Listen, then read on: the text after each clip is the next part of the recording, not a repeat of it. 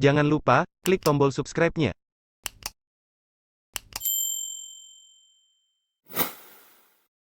Penemuan prajurit terakota. Pada tanggal 29 Maret tahun 1974, sekelompok petani menggali sumur di ladang, sekitar 20 mil sebelah timur kota Xi'an di Provinsi Shaanxi. Setelah menggali sekian meter, para petani menemukan 3 lubang yang berisi 8.000 patung tentara terakota seukuran tubuh manusia asli. Ada juga kereta, kavaleri, tentara lapis baja dan senjata panah. Ada perwira tinggi, termasuk 9 jenderal yang ditemukan sejauh ini di salah satu lubang. Lubang itu tampak benar-benar berfungsi sebagai pos komando tentara dan berisi penjaga kehormatan beserta kereta kuda untuk komandan pasukan. Lubang-lubang itu terletak kurang dari 1 mil ke timur laut dari sebuah makam berbentuk piramida yang dibangun untuk Kaisar pertama China, Qin Shi Huang, 259–210 sebelum Masehi. Menurut Pusat Warisan Dunia UNESCO, para arkeolog menduga bahwa makam itu mungkin berisi seluruh replika kota Xi'an pada zaman itu, yang dijaga oleh para tentara terakota dan untuk melayani Kaisar Qin Shi Huang di akhirat. Fitur wajah tentara terakota berbeda. Rincian para tentara terakota begitu rumit dan tampak individual, sehingga telah dihipotesiskan bahwa mereka didasarkan pada tentara nyata yang bertugas di pasukan pertahanan Kaisar Qin Shi Huang. Setiap patung tentara terakota memiliki gaya rambut dan fitur yang unik, beberapa memiliki jambul sementara yang lain memiliki janggut, beberapa memiliki topi dan tunik longgar, sementara yang lain memiliki rompi lapis baja dan rambut dikepang. Mereka memiliki bentuk, ekspresi, dan postur yang berbeda. Setiap tentara terakota ternyata memuat cap nama mandor yang bertanggung jawab atas penciptaan patung tersebut, sehingga kesalahan dapat dilacak, menurut Field Museum.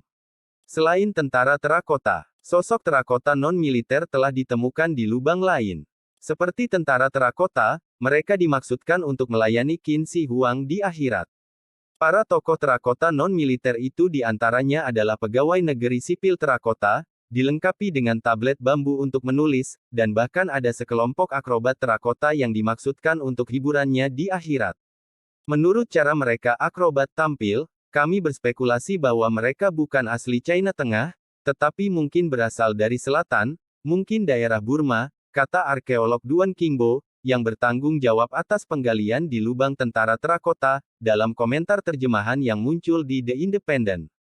Untuk persiapan akhirat Kaisar pertama China ini, benar-benar detail. Dia memiliki pasukan besar dalam formasi militer nyata dan bahkan hiburan yang dibawa dari jauh. Perlengkapan senjata tentara terakota. Selama penggalian lubang yang berisi tentara terakota, para arkeolog menemukan sekitar 40.000 senjata perunggu, termasuk kapak perang, busur panah, mata panah, hingga tombak. Meski saat itu sudah lebih dari 2000 tahun, senjata-senjata tentara terakota masih terpelihara dengan sangat baik. Itu berkat pelapisan pelindung krom, teknik yang tampaknya lebih modern, digunakan di Jerman pada 1937 dan Amerika Serikat pada 1950. Hal itu, yang mengungkapkan kecanggihan metalurgi China kuno. Kaisar Qin Shi Huang yang takut mati. Kaisar pertama China, Qin Shi Huang, diceritakan dalam sejarah, merupakan penguasa hebat yang menyatukan 7 negara bagian di China yang saat itu saling bertikai. Masa itu dikenal sebagai periode negara-negara berperang. Ia membangun kemajuan besar di bidang politik, ekonomi, hingga budaya, termasuk mengenalkan standar tulisan, standar bobot dan ukuran, sistem kanal dan jalan, memajukan ilmu metalurgi, serta memulai proyek skala besar, seperti tembok besar China. Namun, usaha penyatuan China dan masa pemerintahannya tidak lepas dari kekerasan perang, perebutan wilayah, dan lainnya.